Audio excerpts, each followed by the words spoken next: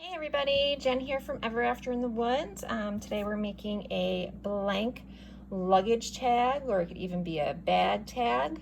My daughter is taking some horseback riding lessons, so she colored this and made this super adorable Appaloosa image here. You'll notice that we had the blank traced on plain white copy paper, okay? And then she colored in her image using the heat sublimation markers. We're gonna place our tag face down, and you'll notice there's some bleed around the edges. And we're gonna use the heat transfer tape, or just the heat tape rather, to just make sure that we are not going to move our image as we are moving this project mat to our heat transfer. So the first thing that we're gonna do is we're gonna make a sublimation sandwich.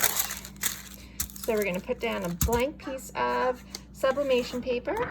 We're gonna make sure that our image is on top, and then we're going to cover it with another piece of paper, so that this way your image project in our Artesprix heat press here with our sublimation sandwich. Okay, so we're going to press this for 45 seconds rather, with our heat at 400 degrees.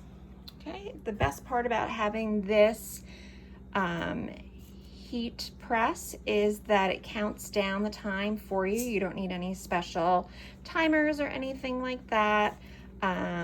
So it's super easy. My daughter loves making these heat sublimation projects too. It's really neat to see how the colors go from kind of muted to bright and vibrant.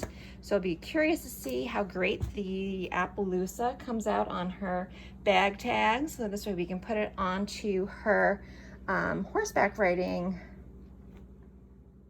bag. Test to make sure that we don't need to repress it again. Oh, look how awesome that is. Look at the black coloring that's on there as well.